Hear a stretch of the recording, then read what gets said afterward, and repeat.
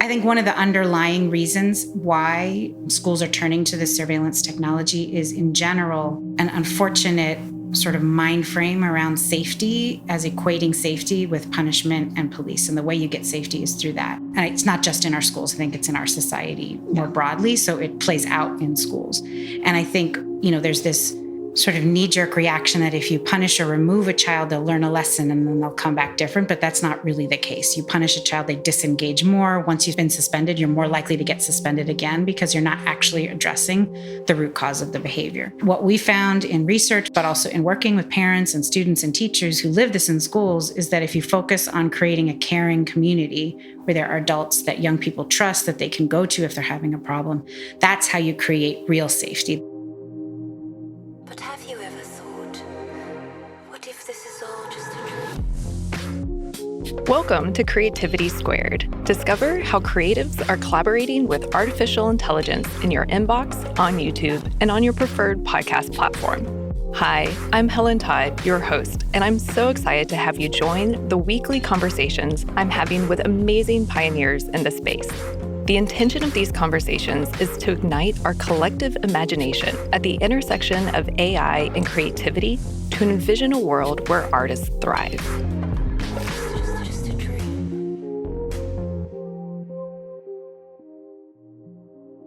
For the 61st episode, Creativity Squared has partnered with TCIA, the Twin Cities Innovation Alliance, for a special 3-part data justice series. The intention of these conversations is to invite the audience to reimagine our relationship with the future. TCIA is a coalition of cross-sector stakeholders building and developing problem-solving ecosystems in collaboration with communities. These interviews feature the distinguished speakers from TCIA's 2024 conference D4PG, Data for Public Good. D4PG taps into the collective power of community-based changemaking through technology, democracy, and justice. The timely and important themes from these interviews include co-powering, digital justice, data privacy, AI in education, Afrofuturism, and the power of narrative for social change. Today's episode guests in part 2 include: My name is Walter David Grayson. My name is Ruth Idakula. My name is Liz Sullivan-Yuknes. My name is Tanya Clark. My name is Dr. Eric Solomon. For more information on these speakers and the topics they discuss, and to support their organizations, visit creativitysquared.com for the blog post accompanying this episode. Also, mark your calendars for July 15th through 20th, 2025, when the D4PG conference will return to Macalester College in the Twin Cities. With that, the mic is in the hands of our guests and their thought-provoking interviews. Enjoy.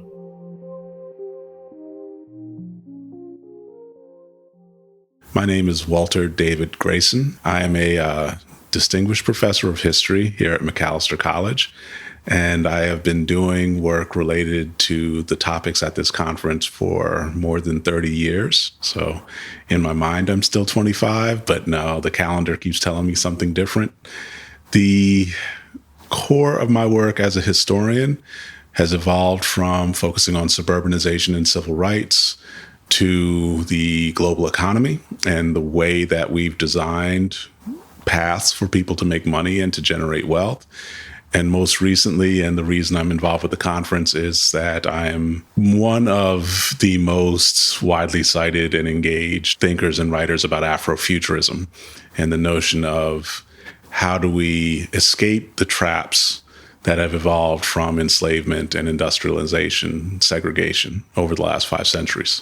I am here to speak about today and tomorrow the concept of Afrofuturist indigenous design, and my work grows out of urban planning. How do we build cities? How do we create road networks and energy systems? And what do we do to create a more sustainable planet?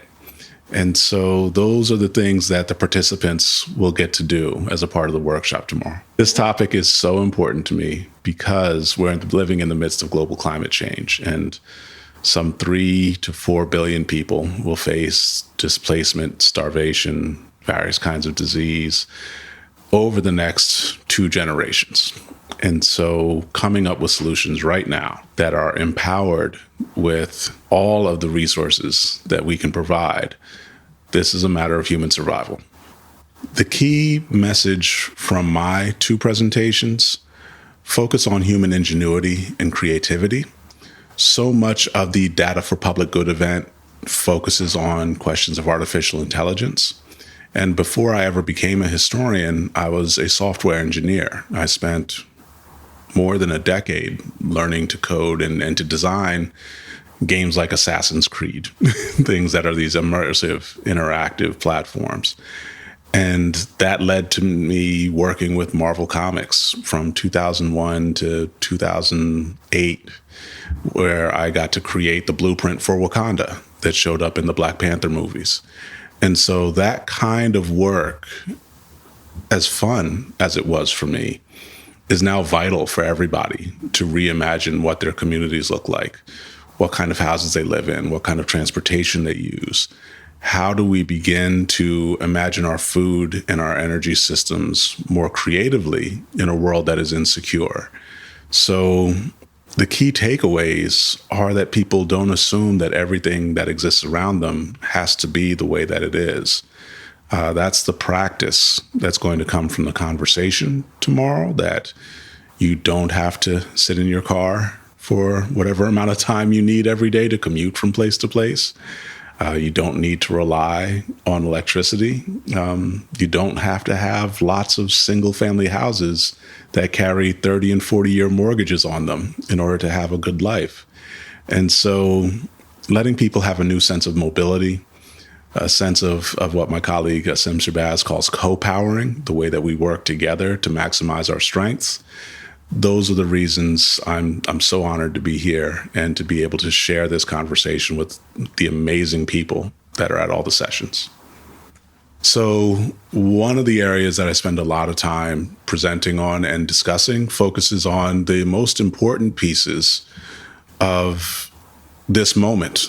And that's what we're really focused on. Is too often we feel like change is over the horizon, or we have to wait for some opportunity to come.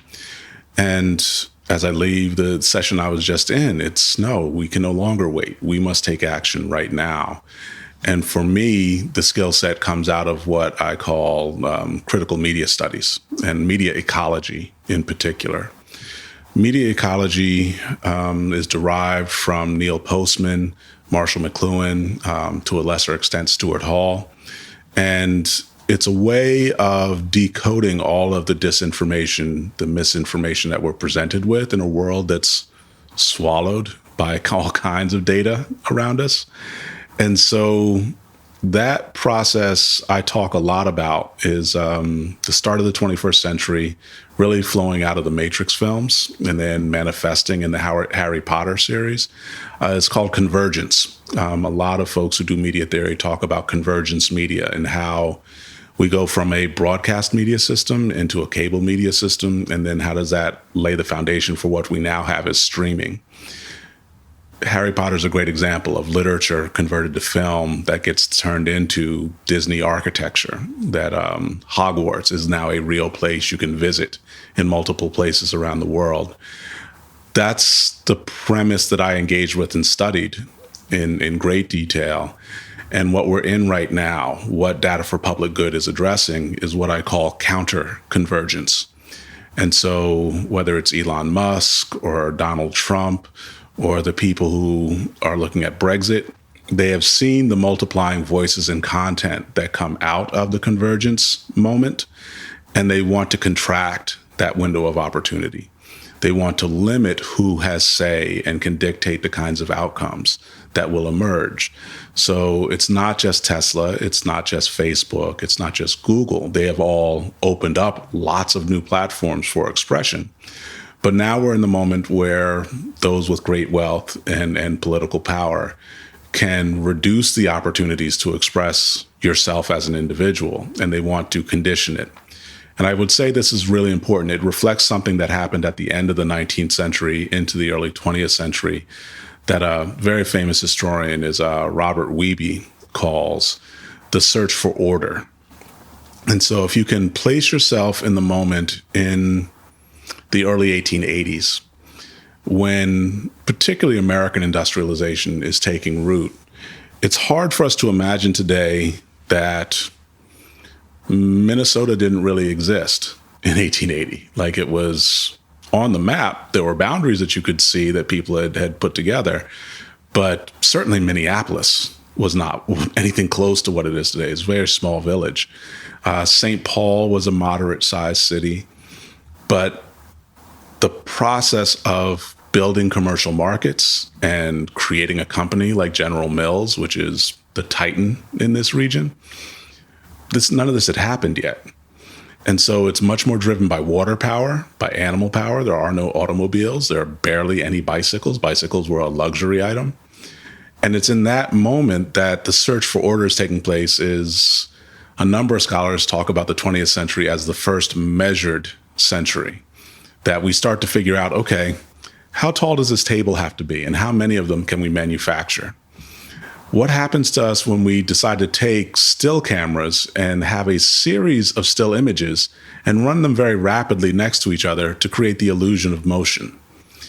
All of the things that we kind of take for granted 120, 130 years later were being invented. And that's what the search for order is. It's a way of creating systems of understanding that people agree to or will follow and find to be productive. And so it's why we see the growth of factories and steel mills. The way that we construct our world is happening right now. That's what counterconvergence is to say we have all of this capacity. What are the most efficient ways to organize it? What can we control most effectively? And so we've had a couple of waves like this. There's search for order at the end of the 19th century. We get a real fight over the search for order in the wake of the civil rights movement through the late 1960s and early 1970s. It's why we get mass incarceration and the prison industrial complex. It's an attempt to impose on people who gets rewards, who gets punished, and why. And so that's the moment we're in right now, where whether it's China or Russia or Brazil or Ukraine or the United States or Great Britain, there are just massive debates about what the ongoing reward structures are going to be. How do we have to exist within them? And then who do we punish for not behaving in the ways that we, as authorities in shaping this, approve of? The path forward is hard. It is a difficult thing. There isn't just one. And that's one of the most difficult things for us to grapple with.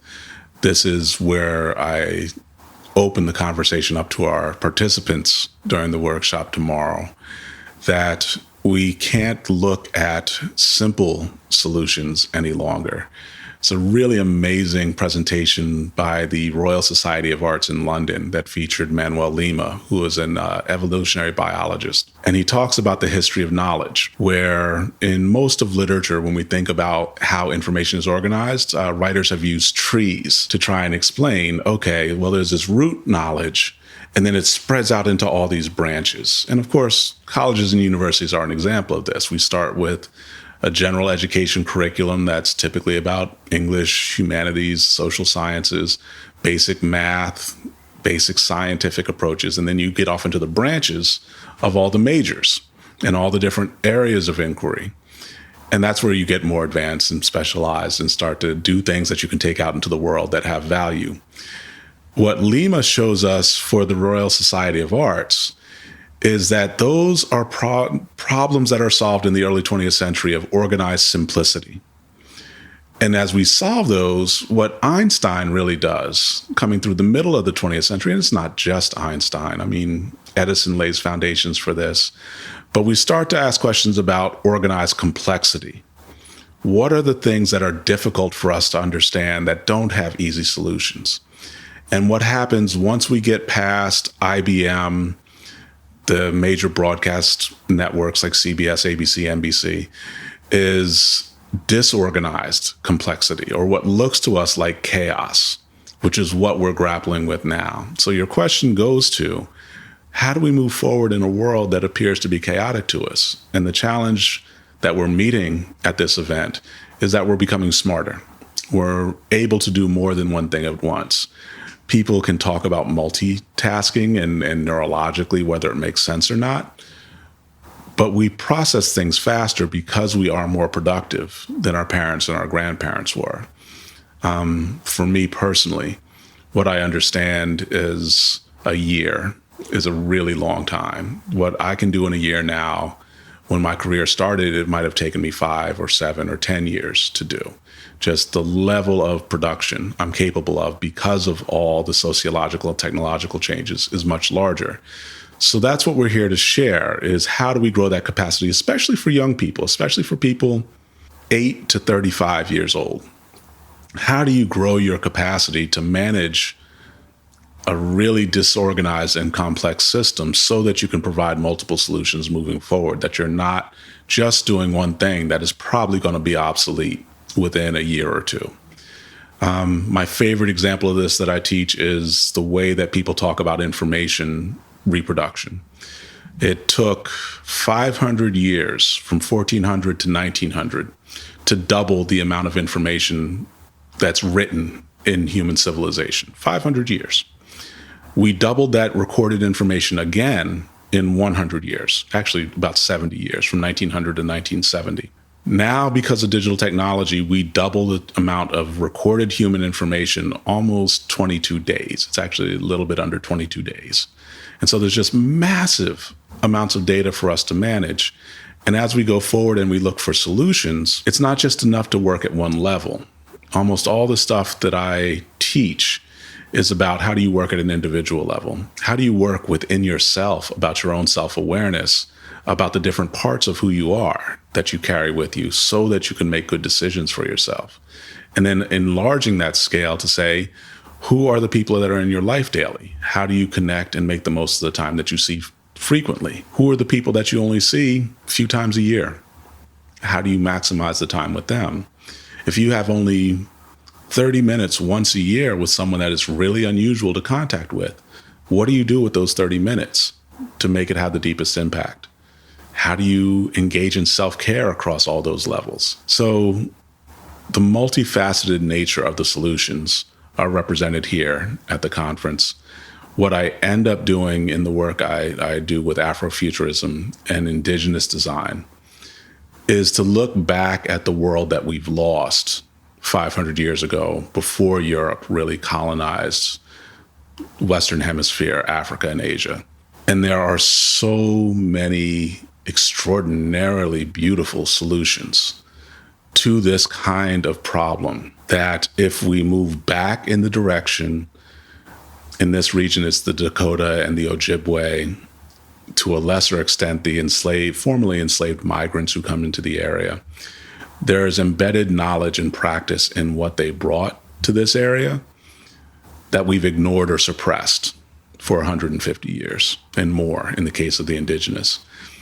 To embrace indigenous knowledge, African diasporic knowledge, frees us from bad assumptions that we've inherited primarily from Western Europe, not exclusively, but primarily.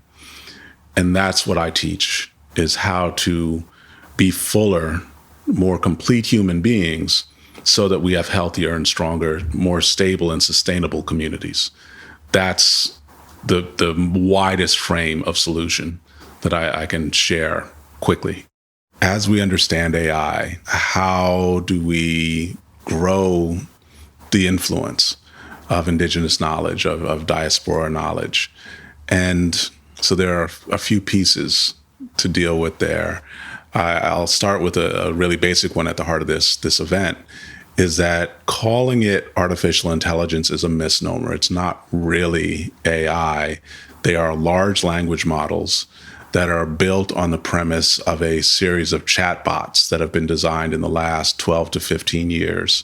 And those chatbots are then digital descendants of web crawlers that powered things like Google 20 to 25 years ago.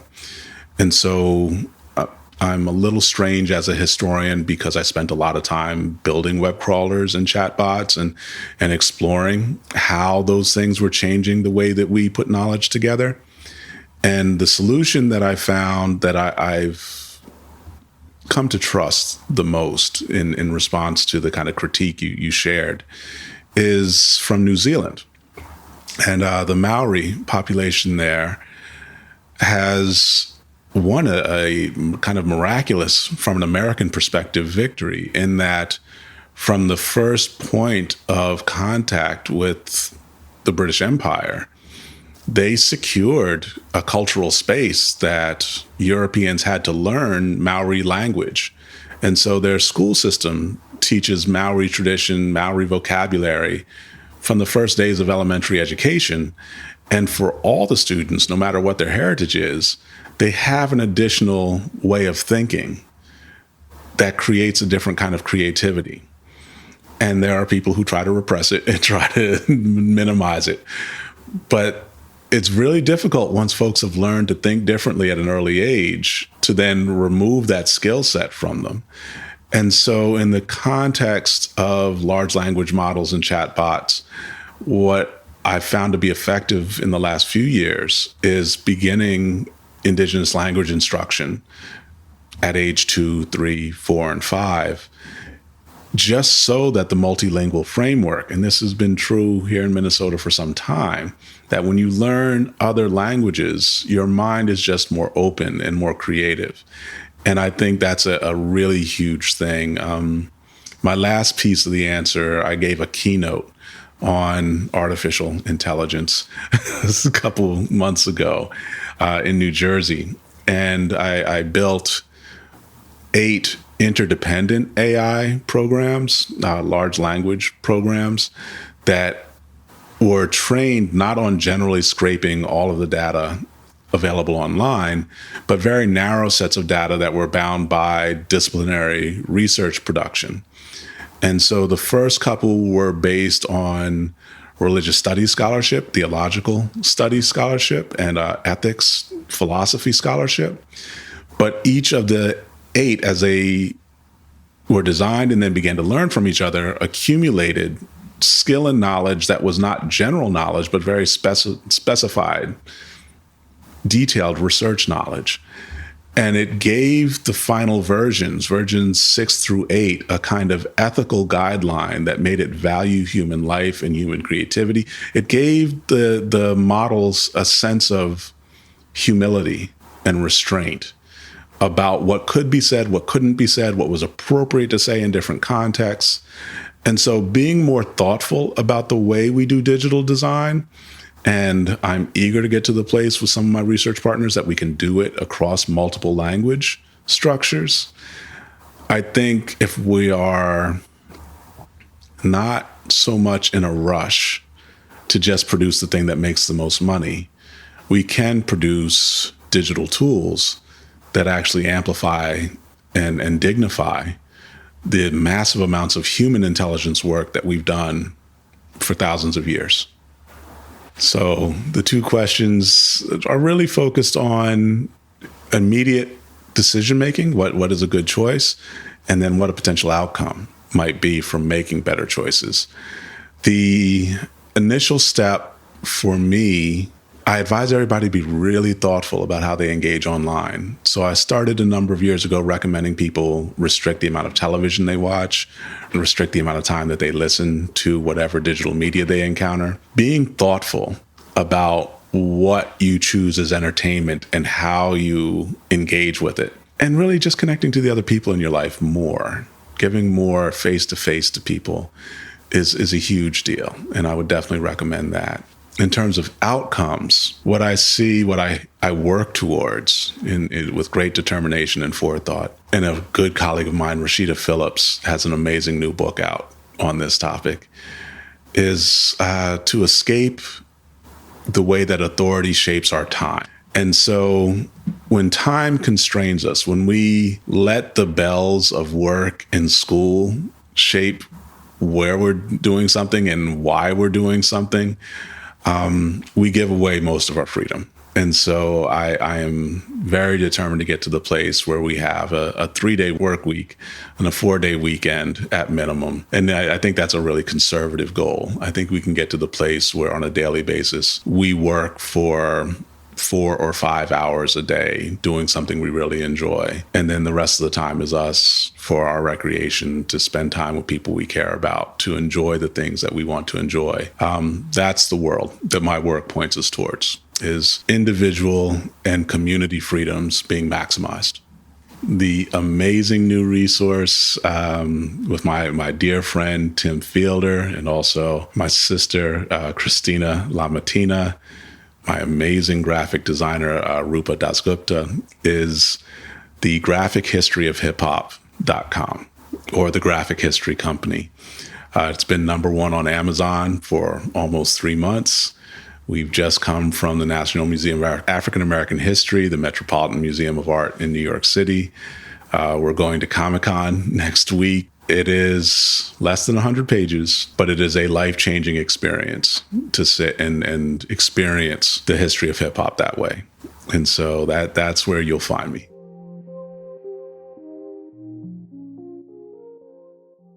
My name is Ruth Idakula. I am director for the Dignity in Schools campaign, which is a national coalition of grassroots organizers who do work around the school to prison pipeline. I am a speaker at the Data for Public Goods conference, and I hail from New Orleans, Louisiana.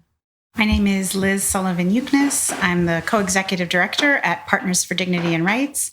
We're the anchor organization for the National Dignity in Schools campaign. I'm a speaker at Data for Public Goods, and I come from New York City.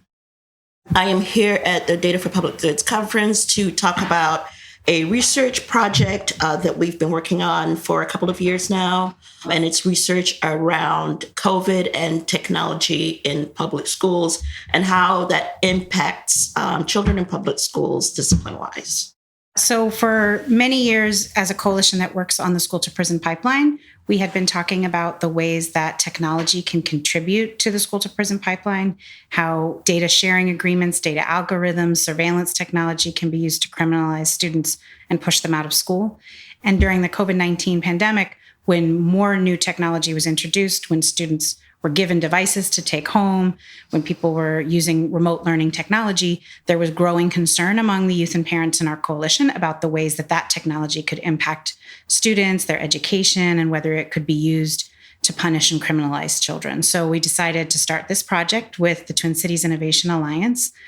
We used a community participatory action research approach where the students and parents that are in our coalition designed the research project themselves. They came up with the questions, they did the interviews, they collected the surveys, and we felt that was important because we believe that young people and parents, as the ones most impacted by our education system, are the ones that can understand the problems they're facing in their schools and come up with the solutions. So it was important for them to be driving the research.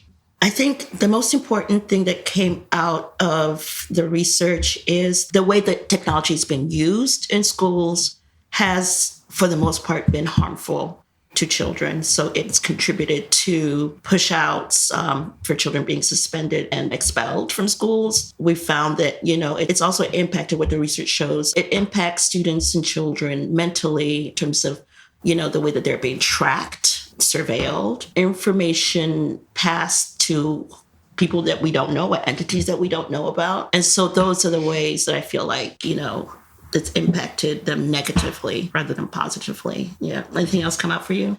One of the findings of the research was that when we asked most students and parents whether anyone explained what the technology was or how it would be gathering their information or how it would share their personal information, people didn't know. They weren't informed about that.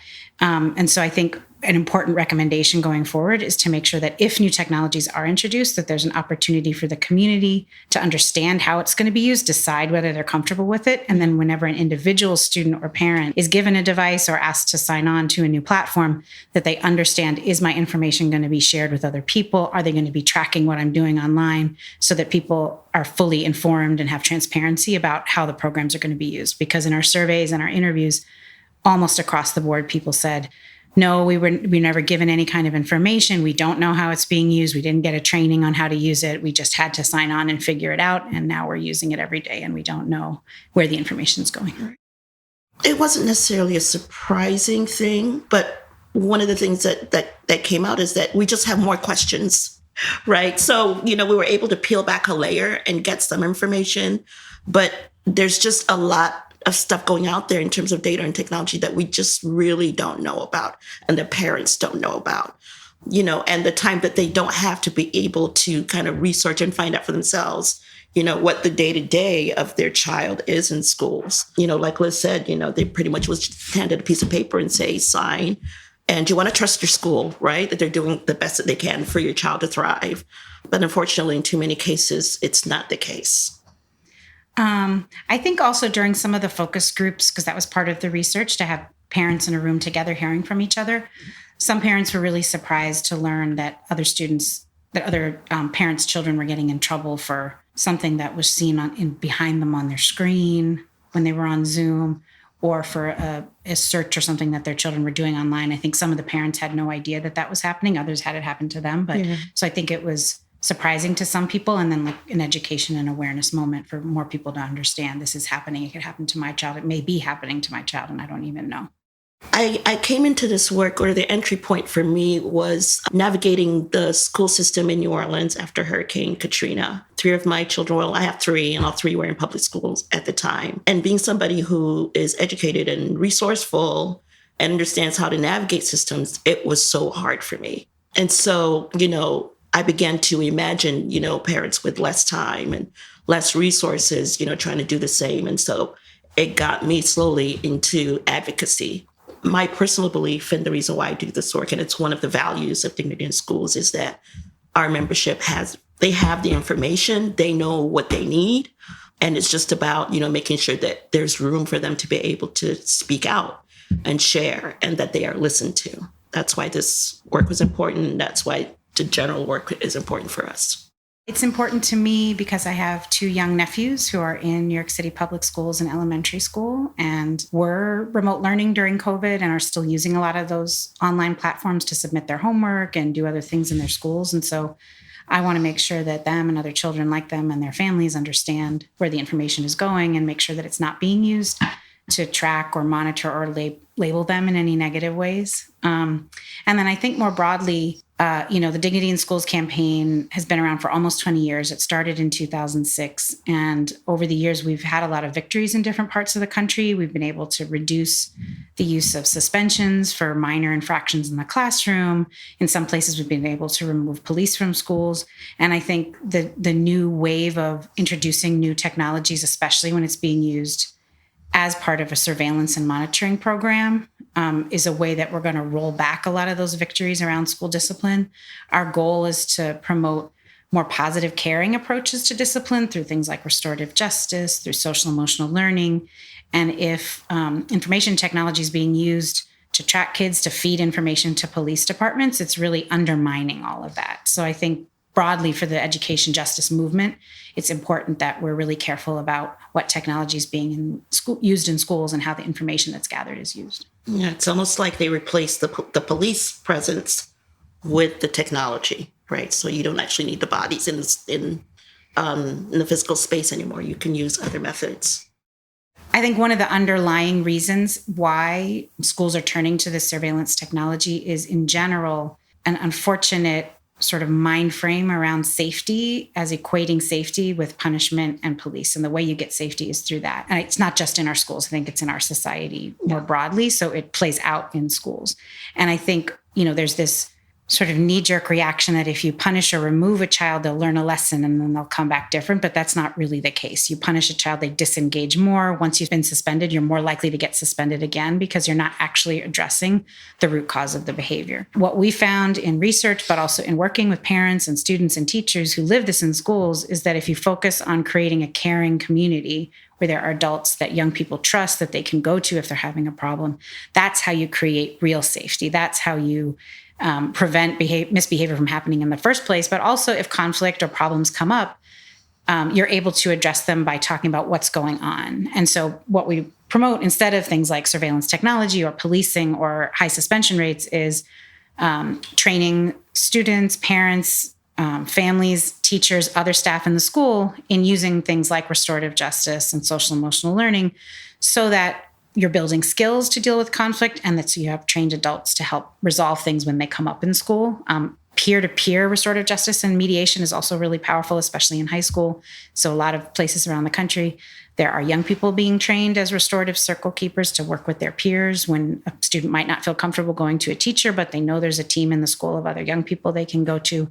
And then in some places like Chicago, there's also parents who help run the peace centers in schools and who lead circles with kids. So those things are more effective, more positive, and they help keep kids engaged in school instead of processes that are just going to disengage them and get them kicked out. It seems like as a country and a society, we are investing less and less in just public goods generally. And so, I guess, and part of the call to action would be that, we really need to put more money back in services for families in general, but particularly in schools where children spend pretty much most of their lives, right, to put back and invest into social services, mental health, train teachers, to be able to create an environment where children can actually, enjoy being in and can thrive, right? And to make sure that, they're getting the education that we say that we have public schools for, right? Because if they're not in schools, then they're not learning. And so, we've just over the years just seen the amount of children that are entering into juvenile justice system who are ending up in prisons or being locked up. And, we're trying to prevent that and mitigate that and, just shout from the rooftops that there are better ways to educate our children. It's not that we know the research, we know what works, so why aren't we doing it? And invest in that instead of technology that's that's being used to pretty much criminalize children.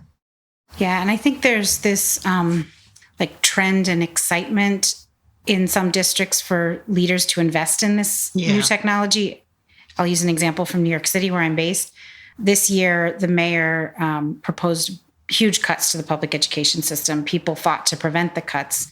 But one thing that was never on the table to be cut, and in fact had $75 million new dollars invested in it, was auto-locking doors and camera technology. At the same time, we had to fight to keep only $17 million for restorative justice. Right. So it's like the priorities are so off to try to move towards what seems like, some sexy new technological advancement when what you actually really need is people in schools to work with children directly and build those relationships, not, auto-locking doors or surveillance cameras. So I think in this moment when people say money is tight and they're trying to cut things, there's always money for these other things. Fancy, surveillance-related technology and not enough for the human side of education. Folks watching can go to their school districts and ask what kind of programs and information technology is being used in the schools. Ask what are the contracts? How much is it costing? Ask how the information that's being gathered through those programs is being used. Try to push for that transparency and get as much information as you can. And then you can reach out to other organizations in your community if you feel like they're doing something that isn't right, to figure out how to help organize and push back against what's happening and change it. You can find us online, Dignity in Schools campaign. We are open to talking to anybody about what's going on, no matter where in the country you are. And we're online. Dignity in Schools campaign is our website. And you can find Liz's information on there, my information, also our phone number. So you can also call. We're willing to talk to anybody anytime. So we want to offer as much support as we can offer. Stay tuned, because every year in October, we have a National Week of Action Against School Pushout, where there might already be an event in your local community that you could participate in, but you could also sign up and host an event. So check out our website at dignityinschools.org. My name is Tanya Clark, and I am an assistant professor of English at Morehouse College in Atlanta, Georgia, which is one of the 6 HBCUs, historically Black colleges and universities, in the Atlanta University Center. And I'm here at the conference D4PG to talk about visionary literature and Afrofuturism. So I have a plenary in the morning I'm going to be walking the audience through the timeline, the literary timeline of visionary fiction, and talking about how it creates this historical arc for using literature as a way to envision a better future. And then that conversation is also steeped in Afrofuturism. That's the lens that I use to kind of read this quest, for having a better future. And then I have a workshop. It's called On Imagination. And it is where I get to pay homage to Phyllis Wheatley and talk about the ways in which she is thinking about imagination and the power of creativity. And then we're going to use that as a segue into thinking about what imagination looks like in our contemporary moment, and then doing some fun interactive activities. So what I like to teach in my classroom is visionary literature. It doesn't. I didn't come up with that term. That term is from Adrienne Marie Brown, and she's a co-editor of an anthology of short stories called Octavia's Brood. And in the foreword and the afterword, she calls for writers and thinkers of visionary literature, which she defines as speculative fiction. So we're talking science fiction, fantasy, Afrofuturism, horror. So she's calling on these authors to use their imagination to envision a world that is better in the future, particularly for minority cultures. Whether that culture is based on ethnicity and race, gender, sexuality, but the primary component of visionary literature is that it leads right into social change and social justice. So it's visionary because it rethinks the current world we are in. And it is practical because it gives us a set of strategies in which we can operationalize in our work, in our personal growth. So I use her definition of visionary literature. It's not new. It's kind of stemmed from, I think, W.E.B. Du Bois's call for the role, or his discussion of the role of Negro art and the criteria of Negro art, where it should all be didactic. It should all be propaganda, right, to kind of advance the racial question in the racial debate. So I think it comes out of that history. And it's important to me because being at a historically Black college like Morehouse, which is for all males, and then also being a boy mom, it lets me, I live in an everyday existence where as my children get older, I have twin boys who are 11. So as they get older, they get more and more vulnerable to the ways in which the world views them just because of who they are.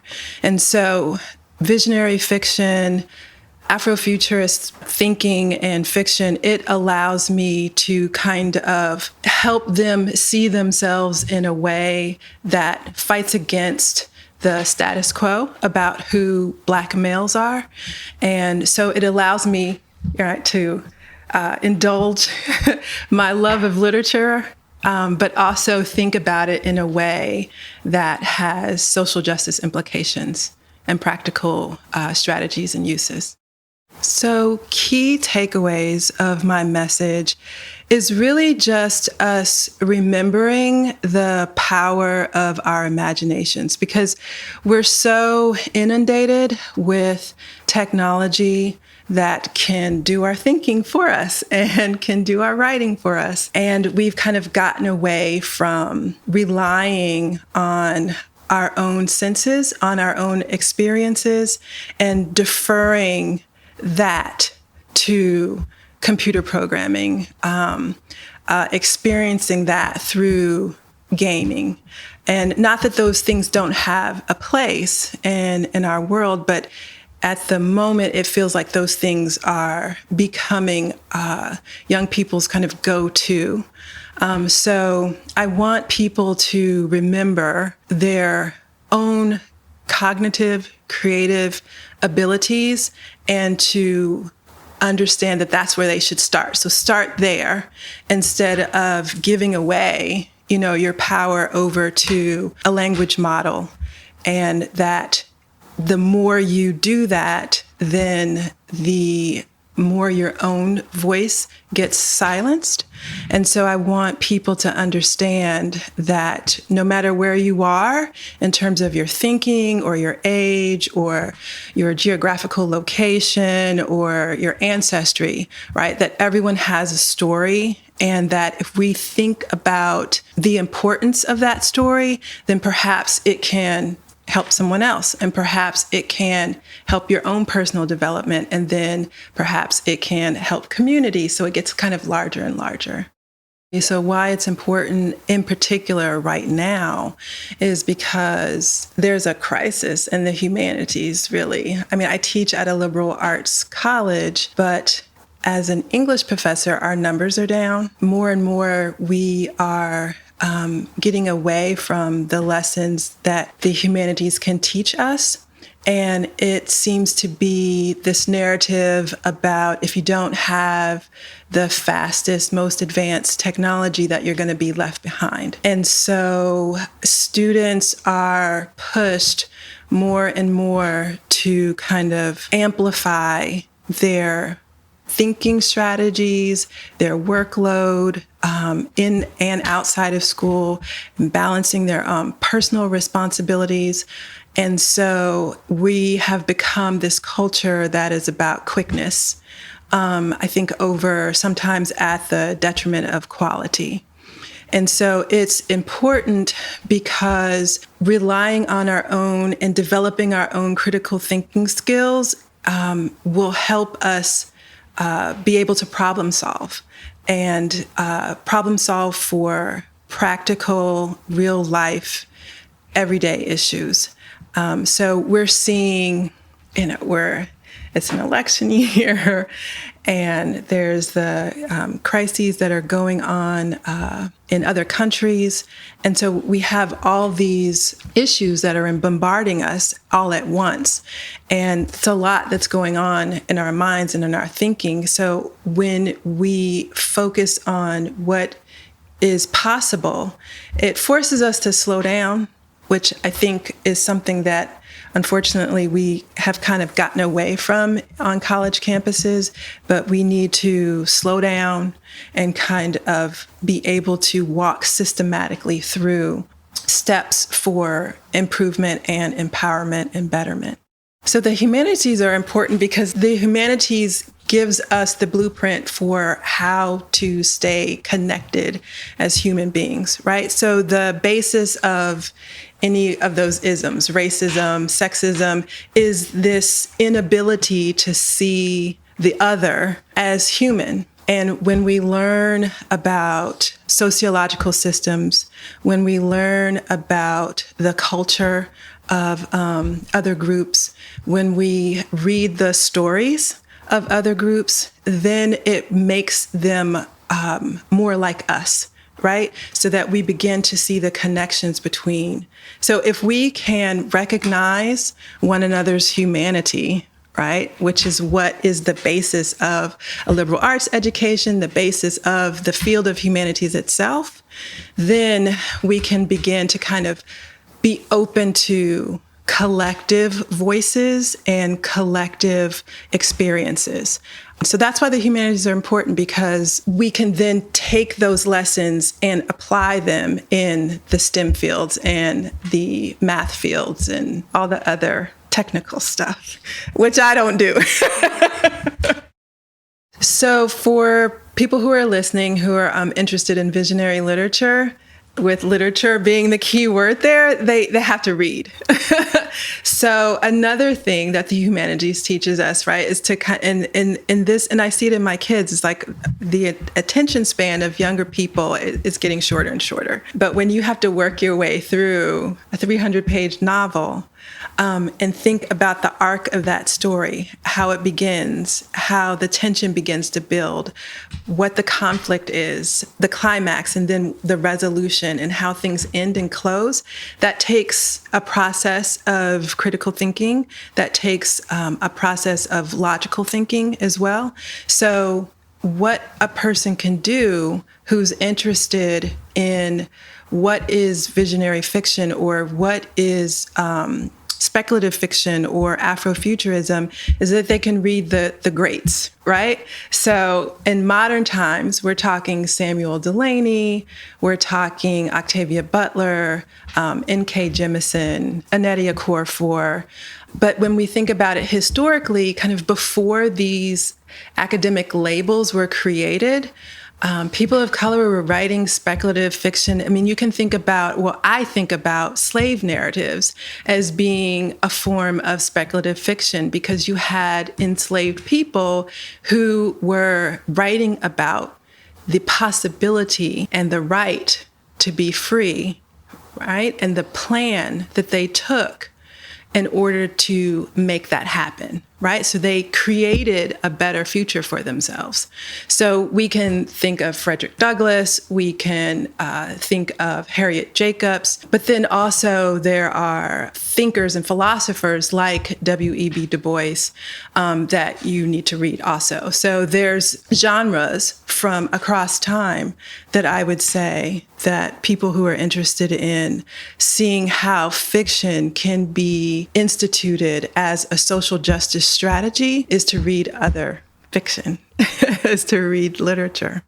So a better future for me looks like inclusion, right? It looks like collaboration. What we would say here at D4PG is what I'm learning from last year is co-powering, right? So all sitting together at the table and offering our stories, but then taking those stories and seeing, okay, where are the similarities, where are the differences, and how can we put them into effect for the future. So I'm thinking about it through the lens of being a mother, through the lens of being a professor and an educator, through the lens of being a Black woman. So a better world for me is one where people can bring their intersecting identities to the table and not have to apologize for those, not have to justify them, not have to explain them, but just offer them up. And that those voices and identities are heard and that they're supported. So yeah, a better future is one that is diverse, it's one that is collaborative, and it is one that is, all-inclusive. If people want to learn more with the TCIA folks, we're going to be starting a book club through Amazon Books. And so we're going to be curating a book list, a reading list, and I would start there. So when that link and website is all built out, we will share those things and we will have regular discussions. And because it's digital, there'll be kind of ongoing discussions and you enter where you are. And they will have those foundational books across genres. Because, as a professor, I'm teaching students from all kinds of majors. So we're not just kind of thinking about fiction and literature, but also where these narratives are coming up in other genres and other fields. So I would say start with our book club.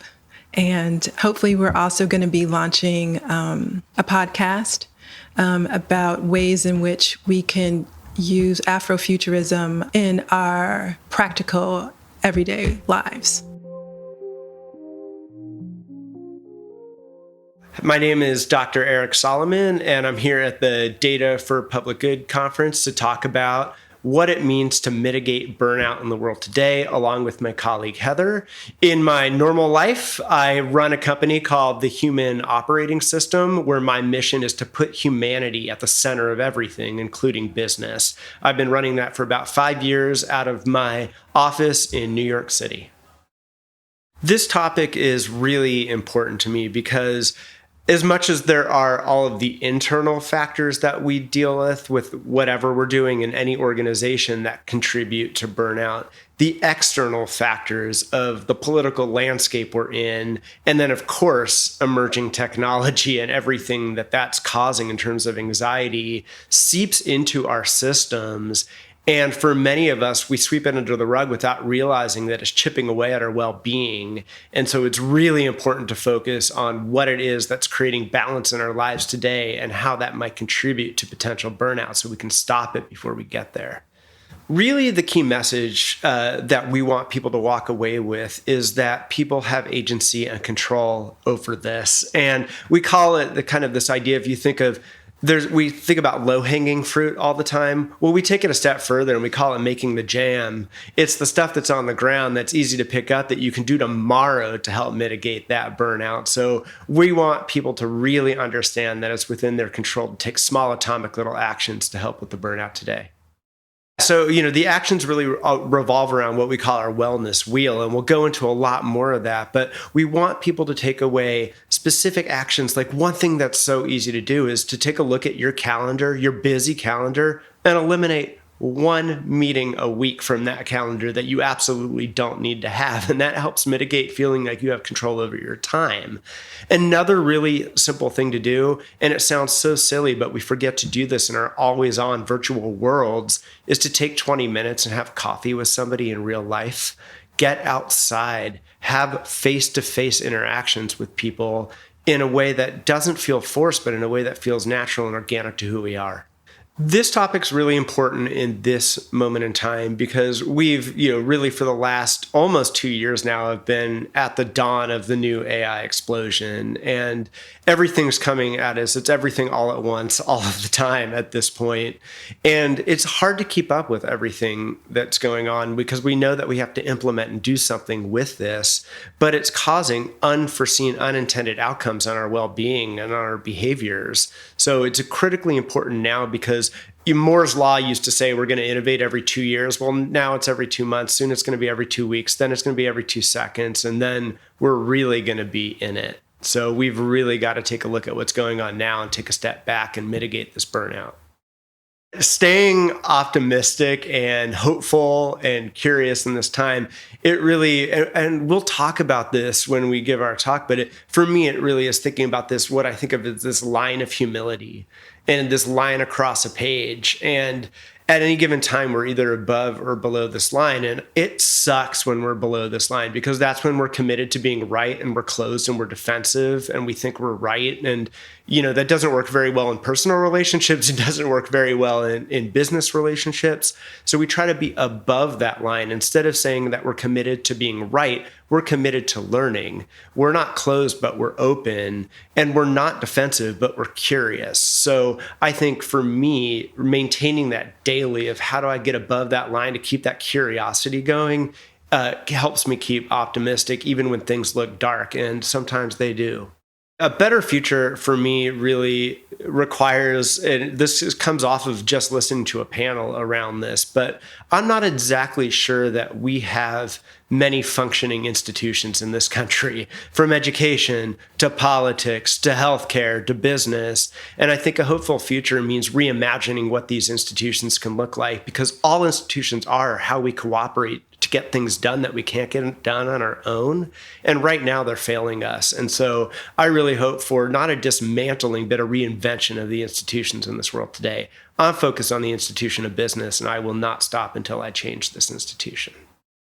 Yeah, there's one additional thing I've just been thinking a lot about in terms of, you think about where we are in terms of population saturation. We're almost 8.4 billion people on this planet, all of us emitting just an ungodly number of signals out in the world all the time. And I think this is really, especially at the face of dealing with anything with Gen AI and all of the stuff that's coming at us, we're losing a sense of who we really are. And so one of the things that I'm most passionate about that I'm working on is what it means to be out of sync and what it means to navigate identity in a world that loves labels. So here we are at a time where it's more important what flag you fly and what you post than it is to figure out who you really are.